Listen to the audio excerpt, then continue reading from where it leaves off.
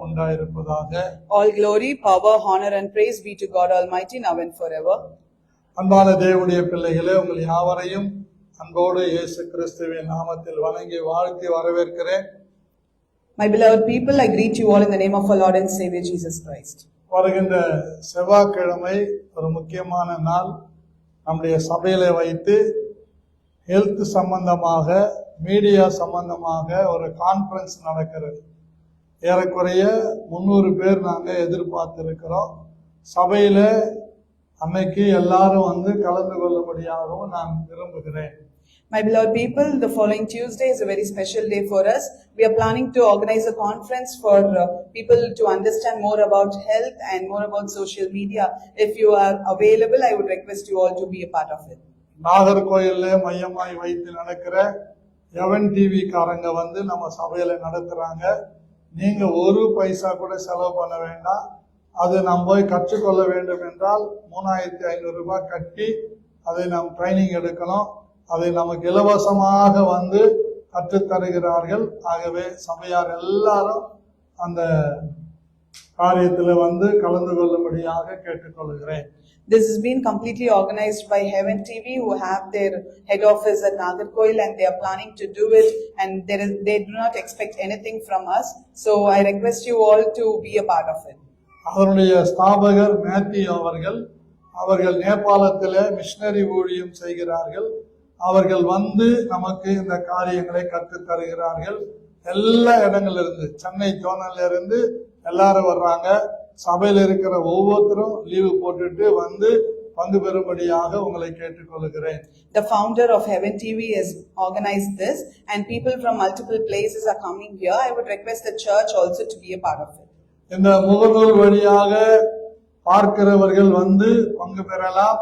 ஆண்டவர் உங்களை ஆசீர்வதிப்பார். People those who are watching on Facebook can also take part in it. God will bless you. அன்பான தேவனுடைய பிள்ளைகளே, கடந்த வாரத்திலே பூமி ரூபத்தை ஆண்டவர் புதிதாக்குகிறார் என்று நாம் செய்தியை கேட்டோம். My beloved children of God, last week we listened to the sermon about how God changed the image of the earth.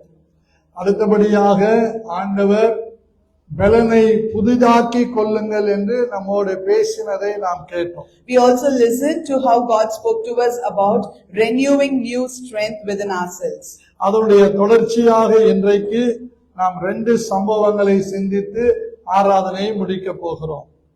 As a continuation, we are going to meditate about 2 different things and going to complete the sermon. மூன்றாவது பகுதியாக ரோமருக்கு எழுதின நிருபம் 12ஆம் அதிகாரம் 1 மற்றும் 2 வசனங்களை நாம் வாசிக்க கேட்கலாம். Let's turn to book of Romans chapter 12 verses 1 and 2. அப்படி இருக்க சகோதரரே, நீங்கள் உங்கள் சரீரங்களை பரிசுத்தமும் தேவனுக்கு பிரியமும் ஜீவ பலியாக ஒப்பு கொடுக்க வேண்டும் என்று தேவனுடைய இரக்கங்களை முன்னிட்டு உங்களை வேண்டிக் கொள்ளுகிறேன். இதுவே நீங்கள் செய்யத்தக்க புத்தியுள்ள ஆராதனை. நீங்கள் இந்த பிரபஞ்சத்திற்கு ஒத்த வேஷம் தரியாமல் தேவனுடைய நன்மையும் பிரியமும் பரிபூர்ணமான சித்தம் என்னதென்று பகுத்தறியத்தக்கதாக உங்கள் மனம் புதிதாகிறதுனாலே மறுரூபமாகுங்கள். I beseech you therefore, brethren, by the mercies of God, that you present your bodies a living sacrifice, holy, acceptable unto God, which is your reasonable service, and be not conformed to this world, but be transformed by the renewing of your mind, that you may prove what is that good and acceptable and perfect will of God.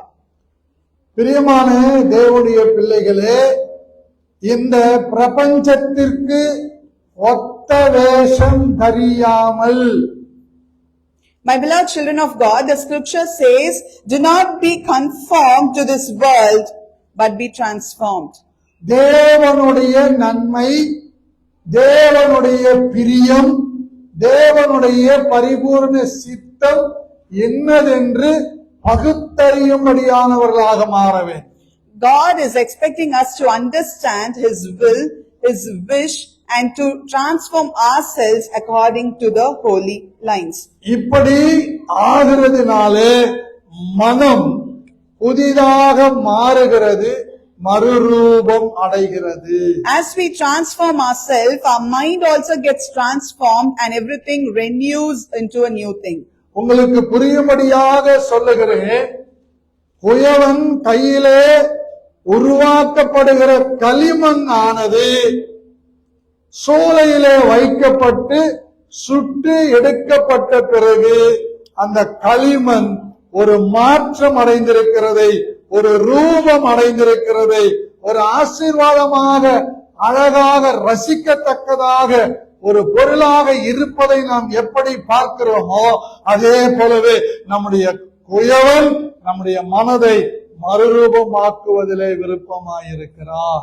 To make it very simple, I would like to give you an example. As you all know how a potter brings up a vessel or a utensil out of clay, likewise, how the clay is being tested in the furnace and then brings into shape. Likewise, God the Father also considers us as a clay so that we can be potted better and can be made into a utensil with a new shape.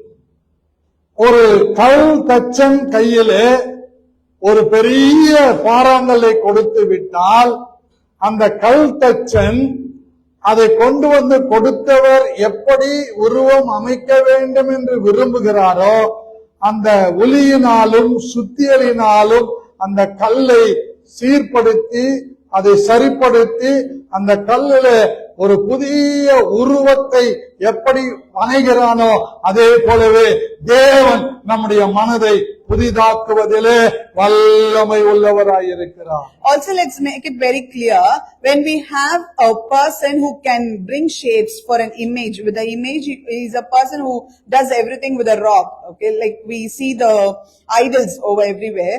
When a person is given this opportunity and when he is told that they want this kind of an image out of this rock, what he does, he uses the nail and hammer to bring it into a right shape as requested by the particular clients. Likewise, we are also given as a rock in the hands of the Father so that He brings us into shape and renews our spirit with His presence.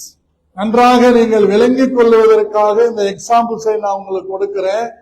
ஒரு மாட்டு வண்டியை 2 சக்கரங்களை இணைக்கிற நடு மையத்தில் இருக்கிற அந்த இரும்புக்கு பெயர் இருசு என்று சொல்லுவார்கள். அது உடைந்து விடுகிறது என்றால் அதை கொண்டு போய் கொல்லன் கையில கொடுத்த போது அதை அவன் சூடாக்கி அதை இலக்கி அதை இணைக்கிறான். பிறகு அந்த உடைந்த பகுதியே தெரியாதபடி அது மாற்றம் அடைகிறது.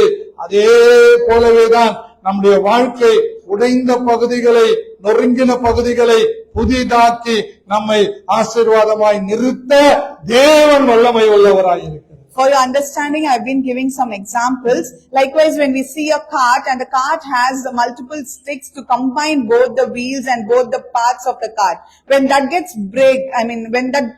broken, what eventually happens is the person will not be able to ride over the cart. That's when they go and give it to the person and get it sorted, and when it is blended well and when it is heated and put it in shape, then there is no other issue that's coming forward. The cart will be able to move very smoothly. Let me tell you, likewise, whenever, in whatever situation we are broken and wherever we are considered shattered, the God the Father helps us to combine everything and put us straight so that we may be used purposefully. நம்முடைய பழைய வீட்டிலே அந்த கதவிலே ஒரு படம் செதுக்கப்பட்டிருக்கிறது. எத்தனை பேர் பார்த்துக்கிறீங்க?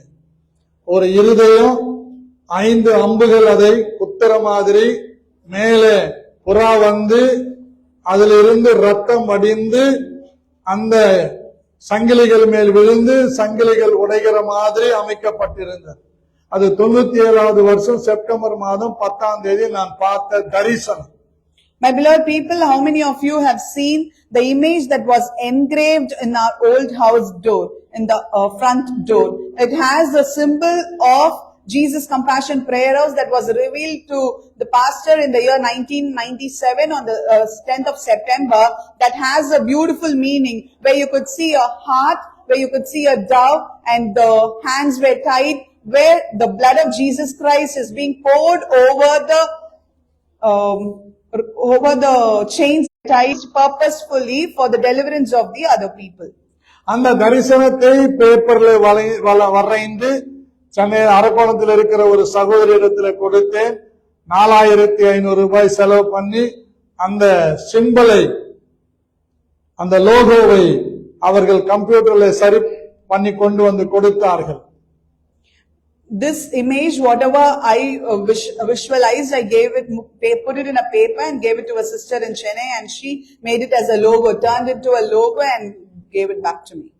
அந்த படத்தை நான் ஸ்டீபன் கிட்ட காண்பித்து, இந்த கதவுல ஏற்கனவே ஒரு சாதாரண பலகை தான் இருக்குது, இந்த கதவுல டீக் வுட்ல இது வரையப்படணும், அதுக்கான ஆச்சாரி இருந்தா, சித்திர வேலை செய்யக்கூடிய ஒரு கம்மாளன் இருந்தா கொண்டு வாங்கன்னு சொன்னேன். அவர் கொண்டு வந்தார். அவர்கிட்ட இந்த படத்தை கொடுத்துட்டேன். 3 பலகைகளை வைத்து அதை செதுக்கி கொண்டு வந்து அந்த வீட்டிலே வைத்தார். As I was interested in having this on the front door, I requested Brother Stephen to look for some carpenter or some artist who could really, that architectural people who could really do this. Likewise, he found someone and they used 3 different portions to engrave it and put it right, and they pasted it well. அந்த 3 பலகைகளிலும் அந்த படம் அப்படியே வரையப்பட்டு இன்றைய வரைக்கும் இருக்கிறது.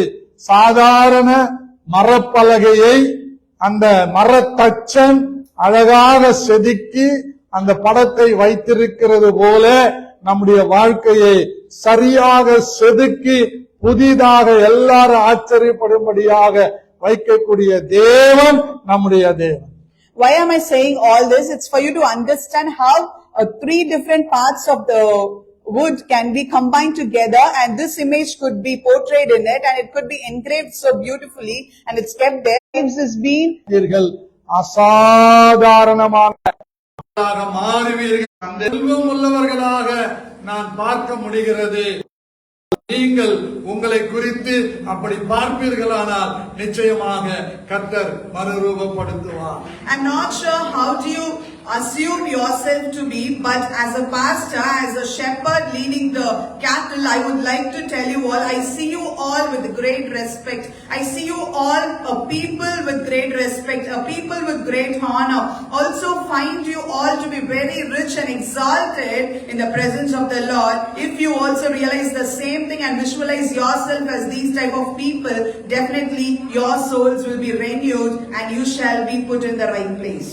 ஆனா நான் என்னதான் பிரேயர் பண்ணாலும், என்னதான் வசனம் போதிச்சாலும், உங்களுக்குள்ள உங்களை குறித்ததான ஒரு தாழ்வு மனப்பான்மை, உங்களை குறித்ததான லேசினஸ், உங்களை குறித்ததான அலட்சியம், உங்களை குறித்ததான அசட்ட தன்மை உங்களுக்குள்ள இருக்கிற வரைக்கும் உங்களை யாரும் மறுரூபப்படுத்த முடியாது.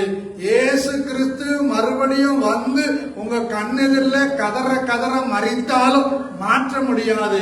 இவைகளை நீங்கள் துரத்துவீர்களானால், அவைகளை வெளியேற்றுவீர்களானால் நீங்கள் கனத்துக்குரியவர்களாக உருவாக்கப்படுவீர்கள் என்பதிலே எனக்கு சந்தேகமே இல்லை. Despite all the prayers, despite preaching so deeply with the verses, let me tell you very clearly, if you do not realize it, if you do not take it for yourself and still hold on to the inferiority complex that's holding you down, and if you're going to still hold on to the negligence and all the ignorances about yourself, let me tell you, nobody could renew you. Even if Jesus Christ comes again and crucifies in front of your eyes, you will not be able to change yourself. But when you listen to all of this and surrender yourself and realize and change yourself, definitely you could be in a very respectful and honorable position. Let me tell you, God does not want any of us to be very cheap and down, but He wants us to be exalted. நல்லாக புரிந்து கொள்ளுங்கள் தேவனுடைய பிள்ளைகளே. நான் தைரியமாய் உங்களுக்கு சொல்லுகிறேன், நீங்கள் தேவனுடைய இருதயத்தை புரிந்து கொள்வீர்களானால், தேவனுடைய இருதயத்தை சரியாக விளங்கிக் கொள்வீர்களானால், நீங்கள் சாதாரணமானவர்கள் அல்ல, நீங்கள் அசாதாரணமானவர்களாக மாறுவீர்கள். My beloved people, please understand and lend your ears very clearly with a great courage. I would like to tell you all, when you understand the heart of the Lord, when you understand the heart of the God, definitely you shall be an extraordinary people, not just ordinary. ஒரு மரப்பலகையை ஒரு தச்சன் வணைகிறது போல கர்த்தர் உன்னையும் என்னையும் வணையவும் மறுரூபப்படுத்தவும் இந்த காலவேளையிலே நம் மத்தியிலே பிரசன்னராய் இருக்கிறார். God is in our midst. He is present in our midst to make us also a beautiful vessel, like a potter engraves it to be, and He is in our midst, and when we make use of it, definitely we shall be potted in such a way. ஒரு கல்தச்சன் பெரிய பாறையிலே ஒரு அழகான ஒரு உருவத்தை அந்த சுத்தியலை கொண்டு உளியை கொண்டு உருவாக்குகிறது போல இன்றைக்கு இயேசு கிறிஸ்துவாகிய கல்தச்சர் நம் நடுவிலே வந்திருக்கிறார். நீ கல்லை போன்ற ரூபம் உடையவளாய் இருந்தாலும் கர்த்தர் உங்களை அழகுபடுத்தி உங்களை மறுரூபமாக்கி அவருக்கு முன்பாக நிறுத்த அவர் வல்லமை உள்ளவராய். I love people, God and the Father Jesus Christ is also in our midst to engrave us into a beautiful statue, like how a person makes use of the stone and engraves a statue. Likewise, today God would love to engrave us as per His will, as per His plan. But when we surrender ourselves in His hands, definitely that will happen. உடைந்துவிட்ட இருசுவை ஒரு கொல்லன் நன்றாய் காய்ச்சி அதை சமட்டியில அடித்து இணைக்கிறது போல கர்த்தர் நம்மை இணைப்பதற்கு வல்லமை உள்ளவராய் இருக்கிறார். God is powerful enough to dissolve all the broken sticks and put together, like how a cart is being molded again. Likewise, He is ready to do it in our lives, and we have to look forward to it. நம்மகிட்ட நிறைய struggle இருக்குது. என்ன அந்த struggle? ஒன்று கீழ்ப்படியாமை, இன்னொன்று விட்டு கொடுக்காமல், இன்னொன்று அவர் விருப்பத்துக்கு நம்மை அர்ப்பணிக்காத நிலைமை. There are a lot of struggles within us. If you ask me what are the struggles, I would like to list it for you. The first thing would be the disobedience that we carry for ourselves, and second, that we do not lend our ears for anything, and third, we do not submit or surrender ourselves to obey to it. கர்த்தருடைய ஆலயத்தை ஆராதனையை அசட்டை பண்ணுகிறவர்கள் ஆசீர்வாதமாய் மாறுவது எப்படி? Let me tell you, who could definitely turn into a blessed person who ignores the worship, ignores the presence of the Lord? நான் உங்களை பார்த்து கேட்கிறேன். Let me ask you a question. உன் கூட பிறந்தவங்க இல்ல, உன் அண்ணன் தம்பி கூட பிறந்தவங்க இல்ல, ஒன்னு விட்டு சொந்தம் இல்ல, யாரோ கம்பெனில வேலை செய்யறவங்களுக்கு ஒரு காது குத்தி முடி எடுக்கிறதுன்னா ஞாயிற்றுக்கிழமை லீவ் போட்டு அங்க போறோம். ஆனா நீ வருகிற ஆராதனைக்கு அவங்க வருவாங்களா? அப்ப எப்படி நீங்க மறுரூபமாக முடியும்? Let me ask you a simple question. For someone in your company, not your relatives, not your blood related people, not your immediate family, but someone in the company, someone where you work, you could see that there is some ceremony, like a ear piercing ceremony or some other ceremonies. You would even stop going to the church and go there to meet them, go there to greet them. But let me tell you, would they come to the church with you? They wouldn't. If that is the scenario, how would there be a renewing of mind, renewing of spirit would happen in you? காலை 5 மணிக்கு நீங்க train செங்கல்பட்டுல பிடிக்கணும் நாகர்கோயில் போறதுக்கு. 7 மணிக்கு போவீங்களா? If you have to get a train at Chengalpet at 6:30 to travel to Nagarkol, would you even go at 7? போக முடியுமா? அப்ப கர்த்தருடைய ஆராதனை, கர்த்தருடைய ஆலயம் அசட்டை பண்ணப்படுகிறது. நம்ம 1000 சாக்கு போக சொல்றோம். எங்க வீட்டுல கூட பார்த்திருக்கிறேன். 5 மணிக்கு கார் வந்துச்சுன்னா எங்க பாசி தூங்குற குழந்தைய தூக்கி தோல் மேல போட்டுக்கிட்டு கார் பிடிச்சு போயிடுது ஆபீஸுக்கு, ஏதாவது பங்கனுக்கு. ஆனா ஆராதனைக்கு வரும்போது சாஞ்சாடாமா சாஞ்சாடு, சாவிக்கிலேயே சாஞ்சாடு என்று வந்தால் எப்படி நீங்க மறுரூபமாக முடியும்? மண்ணாங்கட்டி கூட ஆக முடியும். So the example was about me. When you do not give preference to God and when you do not give preference to the church, there wouldn't be any kind of a renewal or new thing that's happening in your life basically. நன்றாக கவனியுங்கள் பிரியமானவர்களே, உங்க குடும்ப வாழ்க்கையானாலும் தனிப்பட்ட வாழ்க்கையானாலும் பிள்ளைகள் எதிர்காலம் ஆனாலும் நீங்கள் வணையப்படும் போதுதான் மறுரூபமாக மாறுவீர்கள். இல்லாவிட்டால் எப்பவும் போல மண்ணாங்கட்டியாதான் நடப்பீர்கள். To make it very clear, it could be your personal life, it could be your family life, or it could be about your children. Unless and until you realize and accept and renew strength of your own, you would not be able to renew or gain new strength from the Lord. You would still remain as a clay. மரக்கட்டையானது தச்சனுடைய கையில இருக்கிற உளிக்கும் சுத்தியலுக்கும் அந்த கொட்டாப்புலுக்கும் தன்னை ஒப்பு கொடுக்கலன்னா எப்படி அது உருவாகும்? How do you think a wood, when it's given to the carpenter, when it's not listening or when it's not obeying or surrendering itself for his own plans and ideas, how do you think it would become a good furniture? ஒரு களிமண்ணு குழவனுடைய காலின் கீழாக மிதிப்பட்டு அவன் மிதிச்சு அடிச்சு அது மேல எச்சைய துப்பி இவ்வளவு வேலை நடக்குது. எச்ச துப்பத்துக்கு தனியா போவானா? அங்கேயே துப்புவான், காலிலே மிதிப்பான், உருவாக்குவான், மேல வைப்பான். அப்புறம் சுட்டு பார்த்தா தெரியுது இது குழம்பு சட்டி, இது மீன் குழம்பு சட்டி, இது பருப்பு சட்டி, எல்லாம் சட்டியா தான் இருக்கும். My beloved people, when a clay has been given to the potter, he stamps it literally, he stamps it, he spits on it, he molds, to mold it better, he does everything that is possible, and later as the potter brings it into a new utensil, then only we realize this is used for multiple purposes. வேதம் நமக்கு அழகா சொல்லிக் கொடுக்குதுங்க.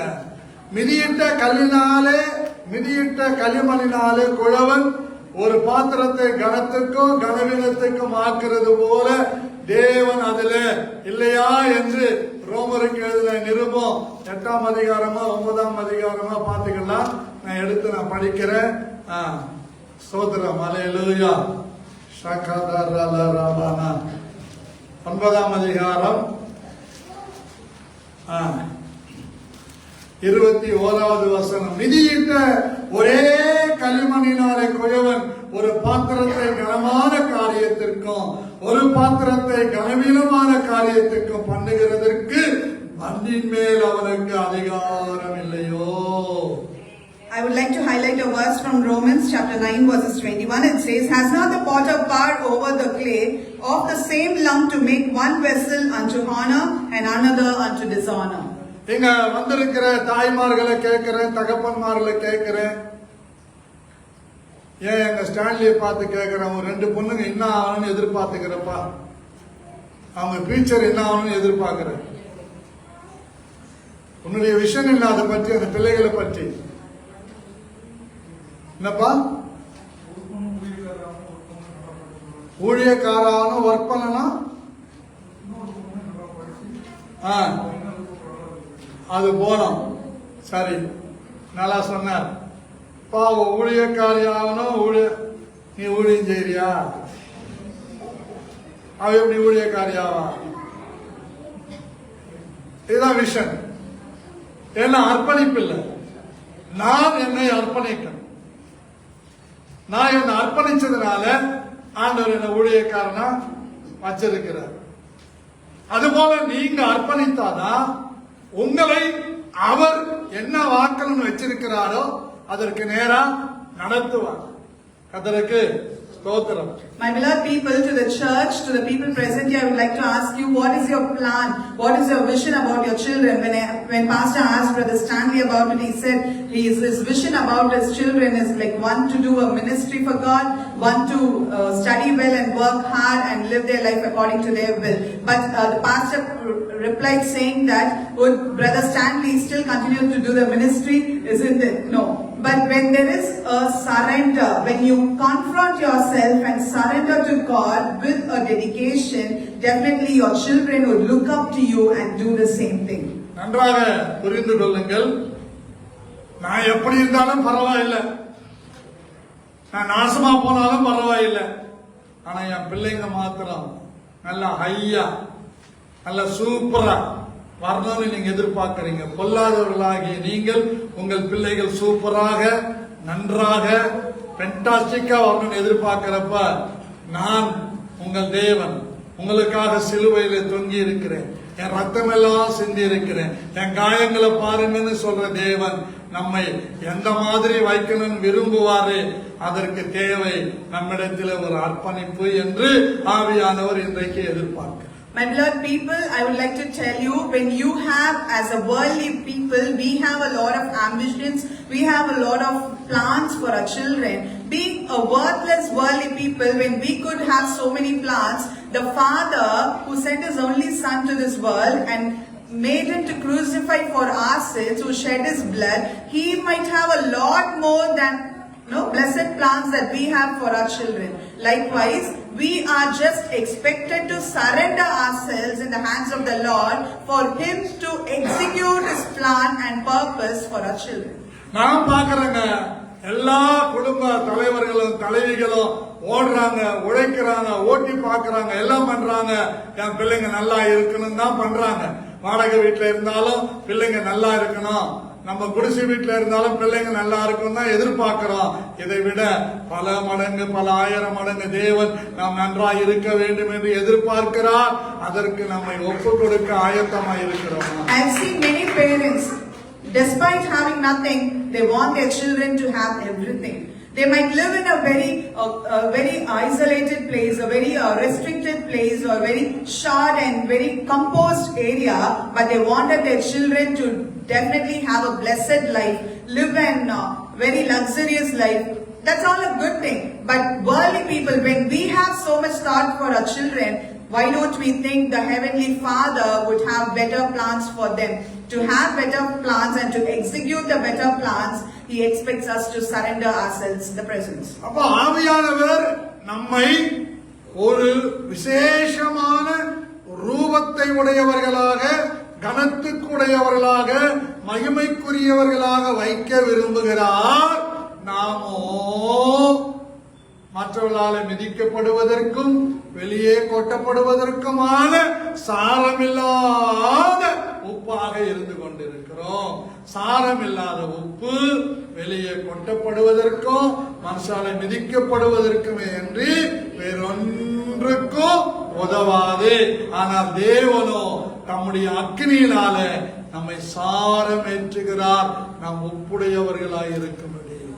God the Father always wants us to live a special life, always wants us to live a blessed life, but we always prefer to be stamped by the people in the world, always prefer to live a tasteless life.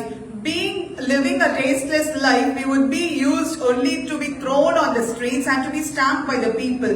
But Jesus, when we give our space to Jesus, He definitely enriches the tastelessness from us through His Spirit, through the fireful flame, and He would make us be a very sour and tasty person so that we can be used for many people for the glory of God. எத்தனை பேருக்கு நான் சொல்றது விளங்குது? How many of you could understand what I'm saying? பின்னாடி விளங்குதா? ஆனா விளங்குனா நீங்க இப்படி இருக்க மாட்டீங்களே. சத்தியத்தை விளங்கிக் கொண்டவர்கள், சத்தியத்தை தன் ஜீவியத்திற்கென்று ஏற்றுக்கொண்டவர்கள், அர்ப்பணித்தவர்கள், கீழ்ப்படிந்தவர்கள் சாரமுள்ள உப்பாக இருப்பார்கள். அதுதான் அவர்களுக்குரிய மறுரூபம். When you can understand everything what I'm saying, you would not be the same way. You would be having an urge to surrender yourself to God. When you have an urge to surrender yourself to God, even if your life is being tasteless, God would make it tastier with His Spirit, with His fire, with His fireful Spirit. Spirit, and definitely everything turns into a pleasure one, a tasteful one, not like what is used for damned or to be stamped by the people in the world. சபையில இருக்கிற ஒவ்வொருவரும் இயேசு கிறிஸ்துவின் இரத்தத்தினாலே மீட்கப்பட்டவர்கள் என்கிற ஒரு சரியான பகுத்தறிவு இருந்தால் நாம் மறுரூபம் அடைவது நிச்சயம், மறுரூபமாக்கப்படுவது நிச்சயம், மறுரூபமாக மற்றவர்களுக்கு முன்பாக பிரகாசிக்கப்படுவது நிச்சயம். If you definitely have a sense of understanding to understand that we have been redeemed by the blood of Jesus Christ, we have been delivered by the blood of Jesus Christ, and we are all called to be with a part of Jesus Christ in this church, in this presence, definitely you would definitely be a very blessed one in the presence of the Lord. But one thing is very important, the sense of understanding. ஒரு சிலருடைய mind voice எனக்கு கேட்குது, நாங்க அப்படித்தானே pastor இருக்கிறோம், இயேசுவை நம்பி தானே இருக்கிறோம், ஆண்டவர் பிள்ளைங்களா தானே இருக்கிறோம், இப்படி இருக்கிற எங்களை மறுபடியும் மறுரூபம் மறுரூபம் மறுரூபம் அப்படின்னு சொல்லிக்கிட்டே இருக்கிறீங்களே, அப்படி என்ன பாஸ்டர்ன்னு மனசுக்குள்ள நீங்க கேட்கறது என் மனசுக்குள்ளே கேக்குது.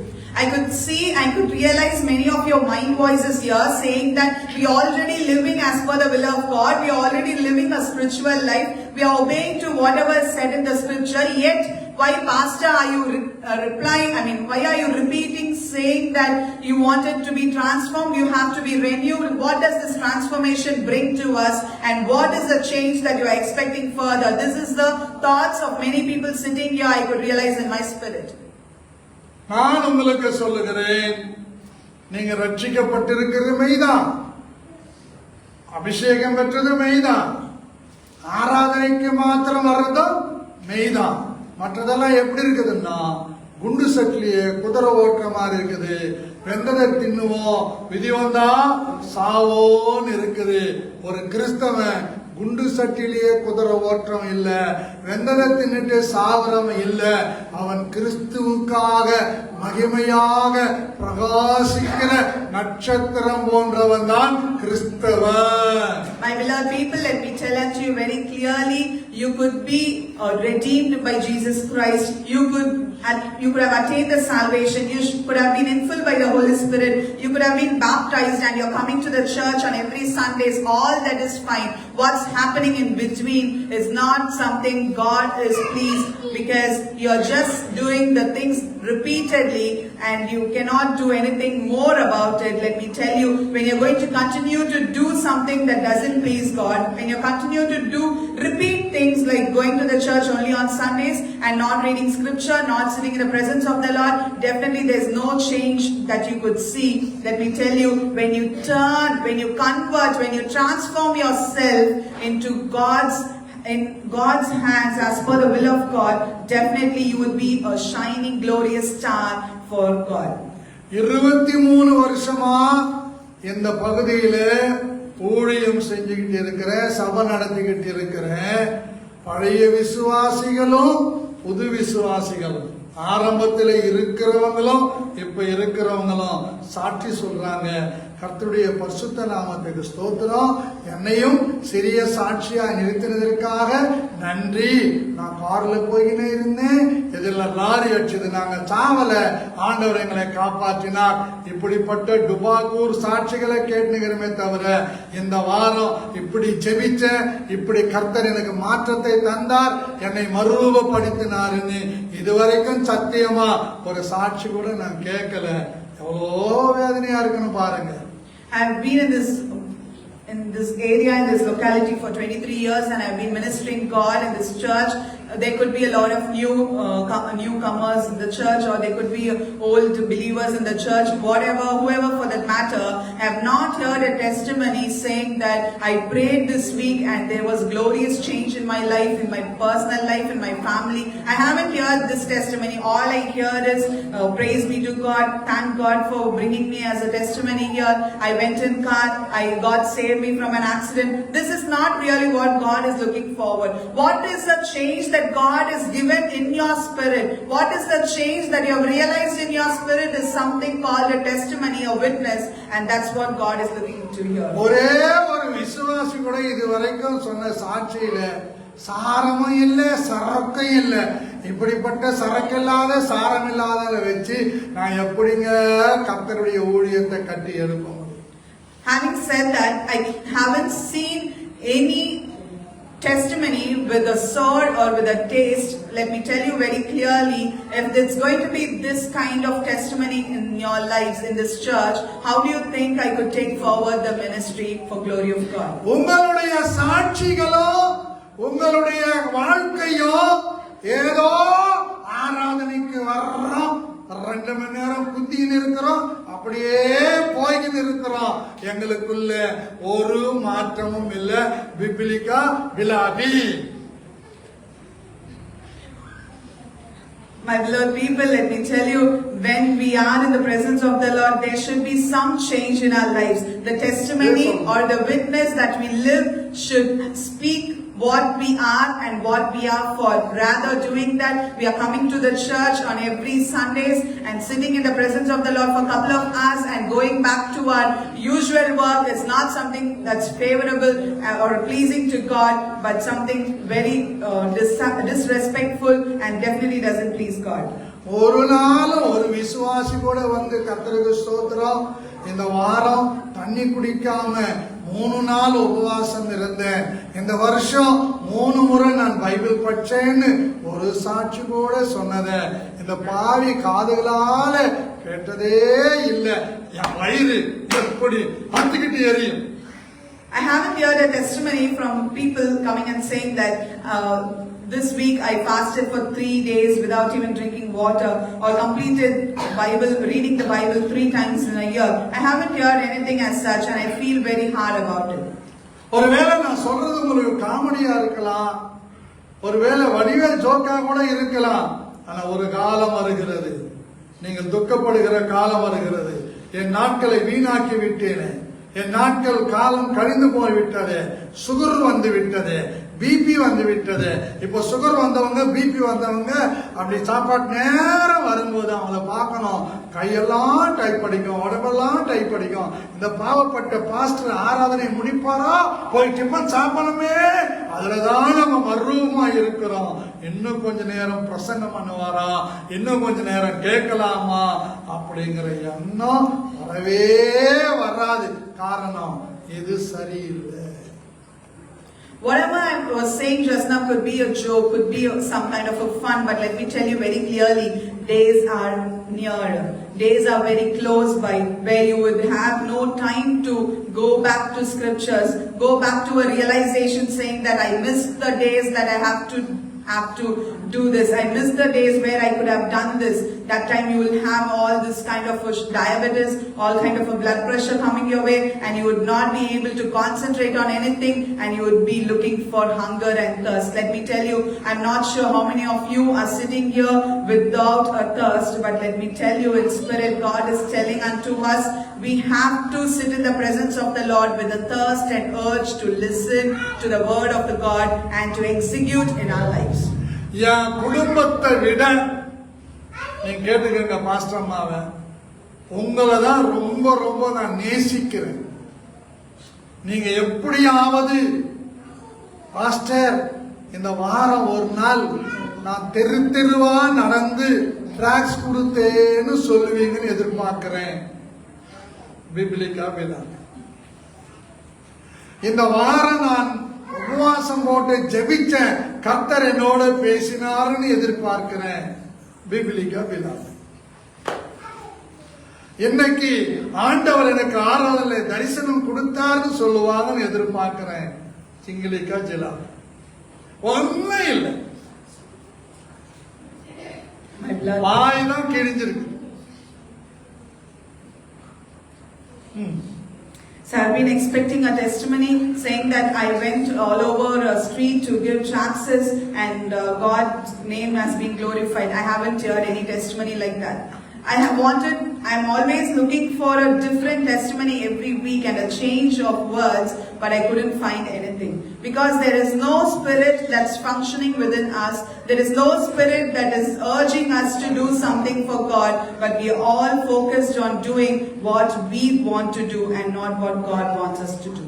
அன்பானவர்களே, கஷ்டம் இல்லாத மனிதன் இல்ல, நெருக்கம் இல்லாத குடும்பம் இல்ல, எல்லாம் இருக்குது. இது எல்லாம் இயேசு சிலுவையில செய்து முடித்திட்டா நாம ஜெயித்தவர்கள், ஜெயிக்க பிறந்தவர்கள், ஜெயிக்க போகிறவர்கள். ஆனால் அவருடைய இருதய விருப்பத்தை நிறைவேற்றுகிற மறுரூபமாகிற மனப்பக்குவம் என்றைக்கு நமக்கு வரப்போகிறது, என்றைக்கு நம்முடைய தேசம் மாறப்போகிறது, நம்முடைய சபை வளரப்போகிறது. My beloved people, there are no families without hardships. There are no individual person without struggles and congestions. Let me tell you, everything could be in this world, yet God has chosen us. He has a plan for us and a purpose for us. When we are submitting ourselves, definitely there would be a change in our lives, and I am expecting a greater change in days to come. எந்த குடும்பம் ஜெபிக்குதோ, எந்த ஒரு தனிப்பட்ட மனிதன் ஜெபிக்கிறானோ, வேதத்தை நேசிக்கிறானோ, அவர்களை ஒரு நாளும் என் இயேசு வாளாக வைக்க மாட்டார், தலையாக வைப்பார். கீழாக வைக்க மாட்டார், மேலாக வைப்பார். யாராவது நான் ஜெபிச்சு தரித்திரமா இருக்கிறேன்னு சொல்லுங்க, பைபிளை கீழே வச்சுட்டு காவடி தூக்குறேன். My beloved people, let me tell you one thing. Whichever man, whichever family for that matter, sits in the presence of the Lord, prays for us together and reads the scriptures and do everything according to the will of God, definitely shall never be poorer. Have you ever faced that situation? You read the scripture, you have prayed well, yet you are poorer. Please let me know. I would drop the scripture and go beyond the idols. ஆகவே தேவன் நம்மிடத்தில் எதிர்பார்க்கிற ஒரு விசேஷமான காரியம், உங்கள் மனம் புதிதாகிறதினாலே மறுரூபம் ஆகுங்கள். Therefore, one thing God is expecting us to do, a special thing, is for us to get into a transformation with a great realization. நான்காவதாக நான் சொல்லி முடிக்கிறேன். 2 கொரிந்தியர் 4ஆம் அதிகாரம் 16வது வசனம். Let's turn to book of 2 Corinthians chapter 4 verses 16. ஆனபடியினாலே நாங்கள் சோர்ந்து போகிறதில்லை, எங்கள் புறம்பான மனுஷனானது அழிந்தும் உள்ளார்ந்த மனிதன் நாளுக்கு நாள் புதிதாக்கப்படுகிறது. It says, for which cause we faint not, but though our outward man perish, yet the inward man is renewed day by day. சரீர மனிதன் டிஃபரண்டா ட்ரெஸ் பண்றான். சரீர பிரகாரமான மனுஷி டிஃபரண்டா ட்ரெஸ் பண்றான்.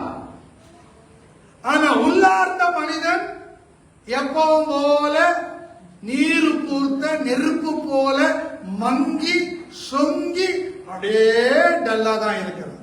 An outward man or outward woman wears a different type of clothes, dresses very differently in different times, but the inward man is still like a flame that is withered, and there is no flame further, and it's very dull and sober. இன்றைக்கு சபைகள் போகிற போக்க பார்த்தா கொஞ்ச நாளைக்கு அப்புறம் எங்க சகோதரிங்க எல்லாம் மேக்ஸி கேப் நைட்டி போட்டுக்கிட்டு சபைக்கு வருவாங்க போலுது. பாஸ்டர் வீட்டுக்கு வந்தாலும் நைட்டியோட வர்றாங்க, கடத்தலுக்கு போனாலும் நைட்டியோட போறாங்க, எது வாங்கினாலும் நைட்டியோட போறாங்க. ஆனா கல்யாண காசிகளுக்கு போகும்போது என் நைட்டியோட தான் போங்களேன். ஆனா பாருங்க, பட்டுப்புடவை அக்கத்துல ஏதாவது வாங்கி போட்டுக்கிட்டு போறாங்க. எந்த ஆம்பளையாவது பக்கத்து வீட்டுக்காரன் பேண்ட் வாங்கி போட்டு போக முடியுமா? பக்கத்து வீட்டுக்காரன் ஷர்ட் வாங்கி போட்டு போக முடியுமா? ஆனா நம்ம மாத்திரம் அப்படியெல்லாம் டிஃபரெண்டா ட்ரெஸ் பண்றோம். ஆனா உள்ளான மனுஷன் ஜெபிக்கலையே, உள்ளான மனுஷன் வேத வாசிக்கலையேன்னு ஒரு நாள் அங்கலாய்ச்ச சரித்திரமே நம்ம கிட்ட கிடையாது. நமக்கு பேர் என்ன தெரியுமா? கிறிஸ்தவர்கள். கல், தென்னமரம் கல்லு, பனமரம் கல், பேரு கிறிஸ்தவர்கள். அந்த பாதையெல்லாம் இருக்கிறோம். அதை விட்டு வெளியே வாங்க. In the days to come, I feel like the entire women in the church would come into church with maxis and maxi dresses, and they don't focus on saris or salwas anymore, because all are very equipped to come to pastor's house with their maxis, 90s, and even you can come to the church with 90s, there's no problem. Let me tell you, but we are not ready to go to a place where there's a wedding, a place where there's some festival. We wouldn't go as simple as we come to church, because we have to be well decorated to show ourselves that we are in a celebration mood. What we'll do, if we do not have a similar type of an outfit, we would even get it from our neighbors and go. Let me tell you, have you ever heard or seen a men in the world or in the church taking their outfits of the another men from their neighbors and wearing it? No, that's not at all possible. But when it's a women, definitely are trying to do all of it. Let me tell you very clearly, to decorate the outward man, to decorate the outward women, you might do multiple things. You might do anything that comes your way, anything that comes to your mind. But what are we really doing to the inner man that is within ourselves? What are we really doing to the inner mind that is within ourselves? Are we reading the scripture to give its own energy and boost it up? Are we sitting in the presence of the Lord in prayer for the inner man to boost and get more power from God, or sit in the presence of God for us together? When we do not do anything for the inner man, let me tell you, it's going to be very sober and very dull. Amen. தேவனுடைய மனுஷர் பாடி இருக்கிறார், அழகு மாயை நிலை தேடாதே, அதை நம்பாதே மயக்கிடுமே. அழகு மாயை நிலை தேடாதே, அதை நம்பாதே மயக்கிடுமே. மரணம் நான் சந்திக்குமே, மறவாதே உன் ஆண்டவரை, வருவார் அருணமிதுவே அழைக்கிறாரே. அழகா வேதம் சொல்லுதுங்க, அழகு வீண், சௌந்தரியம் வஞ்சனை உள்ளது. நான் சொல்றேன், உங்க உள்ளான மனுஷனை அப்படி மெருகேற்றுங்க, உங்க உள்ளான மனுஷனை அழகுபடுத்துங்க. உள்ளான மனுஷங்க எப்படிங்க டெக்கரேஷன் ஆவா? ஒரு மணி நேரம் பேசுங்க, உங்க உள்ளான மனுஷன் மாறுவான். ஒரு மணி நேரம் பைபிள் படிங்க, உள்ளான மனுஷன் மாறுவான். உங்க உள்ளான மனுஷன் எவ்வளவாய் மாறுகிறானோ அவ்வளவாய் பொருளாதார ஆசீர்வாதம் கொட்டோ சந்தேகமே இல்லை. Let me tell you very clearly, if you wanted to boost your inner man, make sure that you sit in the presence of the God, speak in tongues. When you speak in tongues, the inner man boosts up, the power within the inner man enriches and energy overflows, and let me tell you, all the worldly blessings will fall in you and into your houses. You shall not lack any good thing. And very clearly said that beauty and charm is utter useless, and do not follow it. என்னை கேட்டுக்கொண்டிருக்கிற அன்பு தேவனுடைய பிள்ளைகளே, உன் உள்ளார்ந்த மனிதன் நாளுக்கு நாள் புதிதாக்கப்பட வேண்டும் என்பது என் ஆவியானவருடைய கண்ணீரும் துயரமும் துக்கமா இருக்கிறது. அதை என் வழியாய் என் தேவன் உங்களுக்கு வெளிப்படுத்துகிறார். அவர் கர்ப்ப வேதனையை நீங்க புரிந்து கொண்டால் உங்கள் உள்ளான மனிதன் எந்த அளவுக்கு பலப்படுகிறானோ, திடப்படுகிறானோ, எந்த அளவுக்கு கர்த்தருக்குள்ளே ஸ்திரப்படுகிறானோ, அந்த அளவுக்கு உங்க வாழ்க்கையில மேன்மைகள் வரும், உயர்வுகள் வரும், ஆசீர்வாதங்கள் வரும். My beloved people, it's very important for all of us to bring a new renovation to the inner man within ourselves. Renew the inner man in you. Make sure it's getting transformed on a day-to-day basis. This is the urge and thirst of the Holy Spirit that's being conveyed through me this morning. Let me tell you very clearly, when you give space for the Holy Spirit to function within you, definitely the inner man, the inner soul in you will be boosted, will have a great energy to do wonders through you, and the Holy Spirit will be happy about it. If you are not ready to give space for the Holy Spirit to work within your souls, definitely you cannot see any blessings in your outward man. சகோதரிகளும் சகோதரரும் சரியாக புரிந்து கொள்ளுங்கள். உங்களுடைய பாதங்களை பிடித்து கெஞ்சி நான் கேட்டுக்கொள்கிறேன். உங்கள் உள்ளான மனிதன் நாளுக்கு நாள் 2025 வருஷத்துல இருந்த அதே கவலை, அதே கண்ணீர், அதே துயரம் 26 தொடங்கியும் நடந்துகிட்டே இருக்குது. சிலவங்க சொல்றாங்க 26 தொடங்கியதாயா பெருசாயிடுச்சு பிரச்சனை. நான் சொல்றேன், பிரச்சனைய நீ பெருசா பார்த்தா அது பார்வைக்கு நீ சிறுசா தெரியல. உன் இயேசுவை நீ பெருசா பார்த்தா உன் பிரச்சனை உனக்கு சிறுசா தெரியும். கர்த்தர் பெரிய காரியம் செய்வார். To the church, to all the brothers and all the sisters, I humbly request you all to realize that your inner man has to be transformed on a day-to-day basis. When you're ready to do it, definitely you shall see a greater blessing in your life. When you're not ready to accept or give space for the Holy Spirit for a transformation, definitely you cannot see any transformation. In 2025, you would have seen a lot of hardship, lot of worries, lot of sorrows, and many people have been saying that it's continuing in 2026 as well. And many have said that in 2026, every problem, every worries, every sorrows have doubled and have increased. Let me tell you, when you see your problems, sorrows and worries as a bigger thing, you would be seen very smaller and lesser. But when you see the God who could solve your problem and worries as a greater person, in a greater perspective, definitely your problems, your issues, your worries will be very minimal and lesser. When you gain strength in your inner man, and when there is a transformation on a day-to-day basis, definitely you will see an outward blessing. Your sorrows will be vanished, your worries will be disappeared, and everything will turn into joy, and you shall live a peaceful life. கடைசியாக சொல்லி முடிக்கிறேன். எபேசியர் 3ஆம் அதிகாரம். எல்லாரும் பைபிளை திறந்துக்கங்க. I request you all to turn the scripture to Ephesians chapter 3. 14வது வசனத்திலிருந்து என்னோடு கூட நீங்க வாசிங்க.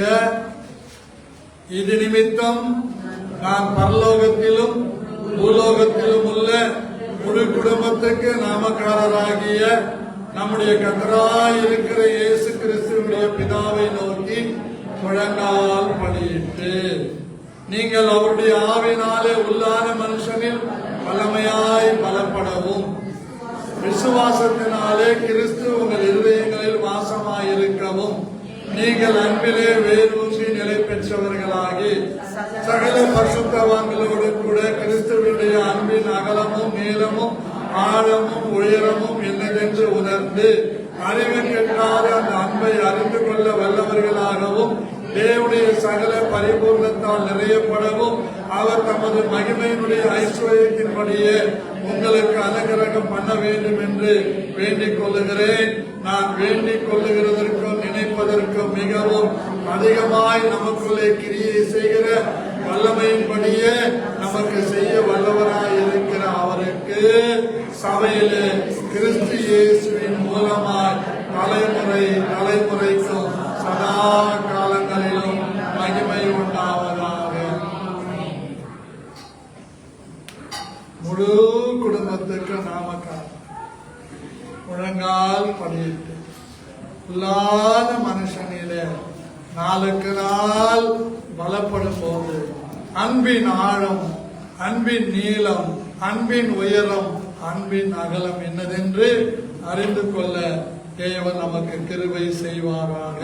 The whole family in heaven and earth is named, that you would grant you according to the riches of his glory to be strengthened with might by his spirit in the inner man, that Christ may dwell in your hearts by faith, that you being rooted and grounded in love may be able to comprehend with all saints what is breadth and length and depth and height, and to know the love of Christ which passes your knowledge, that you may be filled with the fullness of God.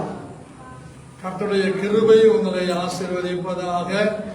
ஜெபியுங்கள், வேதத்தை வாசியுங்கள், கர்த்தருக்குள்ளே உள்ளான மனுஷனை பலப்படுத்திக் கொள்ளுங்கள். உங்கள் மேன்மை உங்களை தேடி வரும் என்று ஆசீர்வதிக்கிறேன். I bless you all with the grace of the Lord and Savior Jesus Christ. Read the scripture, sit in the presence of the Lord. Let your inner man be transformed day-to-day basis, and your outer man shall receive the greater blessings that God has kept for you. God bless you all.